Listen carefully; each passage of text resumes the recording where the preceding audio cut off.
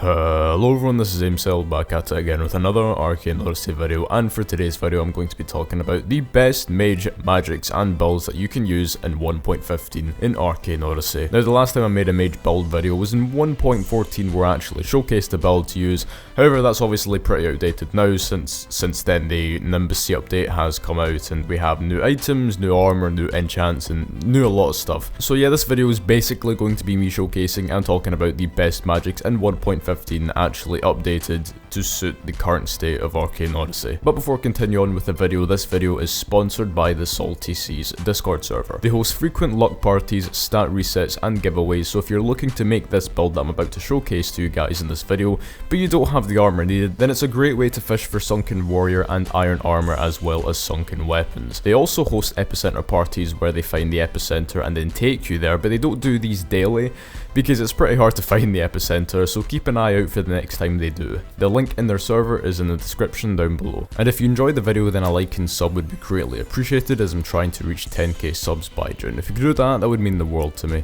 And yeah, just going straight into the video, let's start off with magic. So right now, the best magics for mage. Now, unsurprisingly, Shadow's up there, which is, at this point, every single update, Shadow has always been really solid, but right now it isn't quite the best. The best magic right now, in my opinion, would be lightning. Because if you haven't heard, lightning got a lot of buffs that a lot of people actually said was completely unnecessary. And a lot of people said this is starting to turn back into Arcane Adventures because of how broken Lightning Mage was. So if you use lightning alongside something that synergizes with it, like something like lightning sand or lightning water, or just anything good with lightning, then it's going to definitely be the best mage that you can use at the moment. And the reason for that is simple. Lightning magic at the moment does so much damage when you proc someone with soaked, and because of the synergy, it's so fast, it does so much damage. I have nothing bad to say about it. It's just really good. It's basically the best magic at the moment as a result of that. The second best magic in my opinion would be Shadow. So obviously Shadow can't leave that out in the list. It's always been a solid magic, and even now it still holds up very well.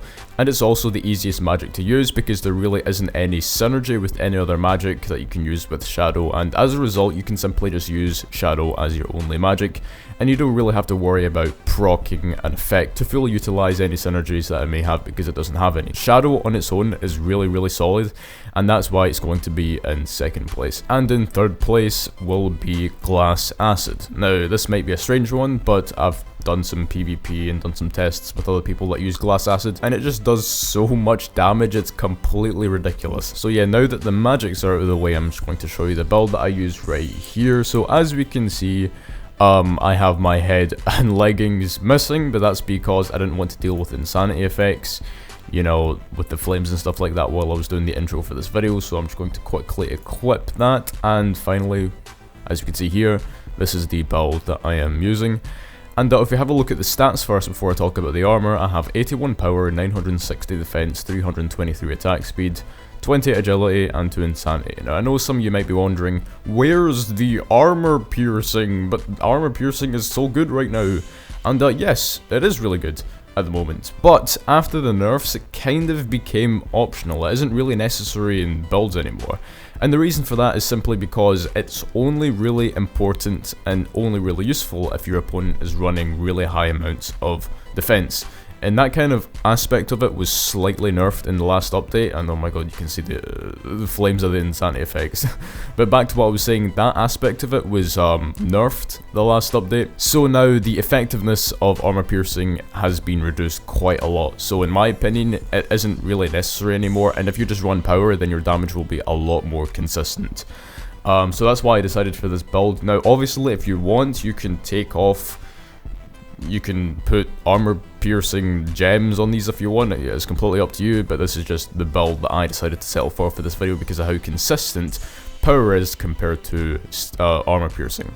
Now if we go to the armor over here, I'm just going to start with the helmet right here. So this is an Atlantean armored Sunken Warrior helmet, which gives 13 power, 345 defense, 43 attack speed, 14 agility, and 1 insanity. And here we have a brisk Sunken Warrior armor, which gives 6 power, 88 attack speed, 270 defense, and over here we have a blasted brisk Shadow Arc Sphere, which gives 27 power, 68 attack speed, And over here we have an Atlantean Armored Sunken Warrior Leggings, which gives 13 power, 43 attack speed, 345 defense, and 14 agility, as well as 1 insanity. And finally we have the Crystalline Brisk Shadowmancer Hat, which gives 22 power and 81 attack speed. Now, the first thing I want to point out about this build is the fact that these two armor pieces right here, I'm actually running Lapis Lazuli instead of Candeleras, which is what the rest of the build is made of. Now, the reason for my choice of putting Lapis Lazuli in these instead of Candeleras is because when you put Candeleras on an Atlantean Sunken Warrior piece, I think specifically armored, it gives you attack size. And attack size, obviously, depending on the mage, it can be good, but right now, attack speed mage is simply the best mage at the top level that you can use for PvP specifically. So I wanted to avoid attack size because I wanted those stats to go into something actually useful. So that's why I decided to use Lapis Lazuli, because when you have those gems equipped on an Atlantean Sunken Warrior piece, it gives you agility instead, I'm pretty sure, instead of attack size. And plus the attack size it gives would probably be negligible as well. It's not going to give you a lot. And in general, I would say just agility is probably more useful than a tiny bit of attack size. So yeah, that's why these two have Lapis Lazuli gems, and the rest of them, they just use Candelera because obviously they're not Atlantean, they won't be given any sort of weird stats as a result. And yeah, they're simply just energy regeneration Candeleras, and this is energy regeneration Lapis Lazulis. So that is the first point of this build that I wanted to make. Now the second point is this new piece of armor that was introduced in the Nimbus C. This is the Archmancer hat out of the Archmancer set. Specifically, this is the Crystalline Shadowmancer hat. And you get these by...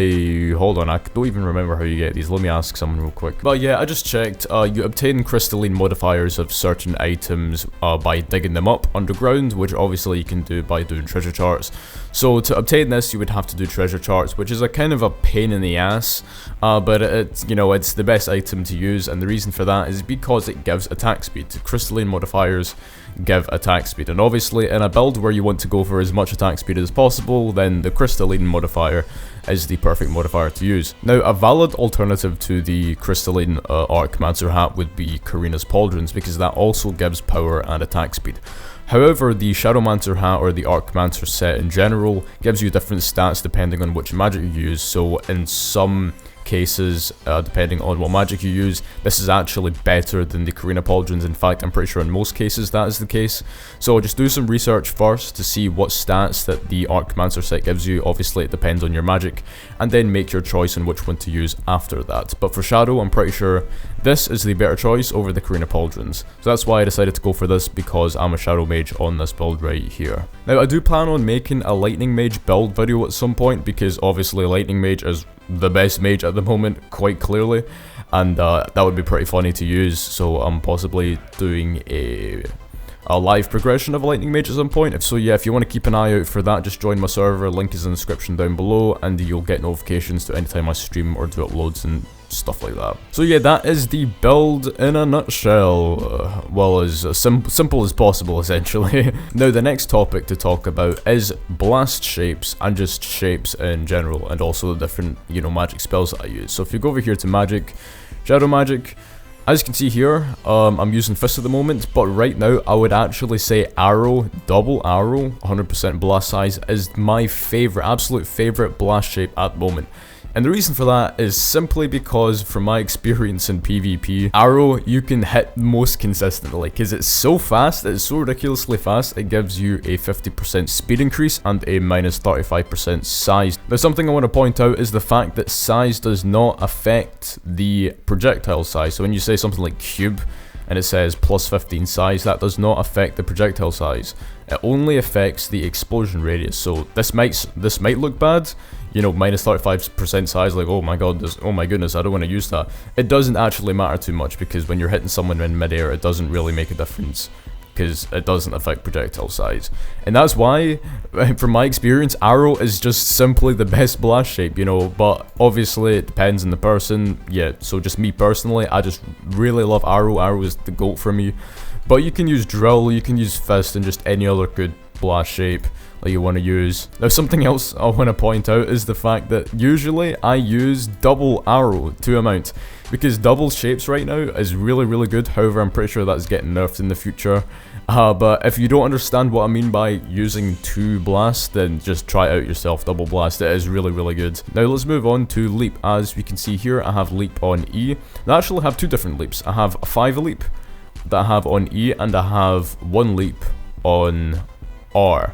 Now the reason for this is simply because I use this one for mobility mid-air, because when you just use 1 single leap, just move around like this, it is way too predictable, and you will definitely get predicted at the peak of your leap by any good player. You will get shot at even though you're not an NLag, so yes, it is not that great to be only using 1 leap, so I definitely recommend using 2 leap. But if you don't have any space in your first magic to use the 5 leap, you can obviously use it in your second magic, which for me that is metal. But obviously it is not as good. The leap height on your second magic is not as good as it is in your first magic, so just keep that in mind. So now moving on to beam, I am using double beam on F. Now double beam is really good. Honestly, I used to be a single beam believer because double beam had a larger amount of N lag, but the thing is, when you're running 320 attack speed, there is essentially no difference in startup, and I can actually show that to you right now. So if I just press F right here, that is almost instantaneous, and let me change that to single beam, just a second. As you can see here, it is a little bit faster, but both of them are very short. It really doesn't make too much of a difference in PvP, but the big difference it does make is the fact that double beam does a lot more damage than single beam. I do over 200 damage with double beam, and with single beam I only do like 100, so yeah, double beam is a lot better right now, as long as you're running a high amount of attack speed. So now moving on to V, I've got Pulsar on V. Nothing special, I just have it at the fastest tick rate, you know, boom, does damage. And over here, I have Shadow Javelin on C. And just make sure that your Javelin shape is on Lance, because that is the best Javelin shape due to its size. Just like that. Also, in my opinion, I just want to say that for Javelin, Duration 1 would probably be the best, because of the amount of damage it does. For X, I got Snare. I just use 2-hand punches with 1 hit. Doesn't really matter too much. I use 1 hit so it doesn't break, because sometimes snares can bug out mid-snare, and to avoid that you can just put it at 1 hit. And for Aura, I have that at Z.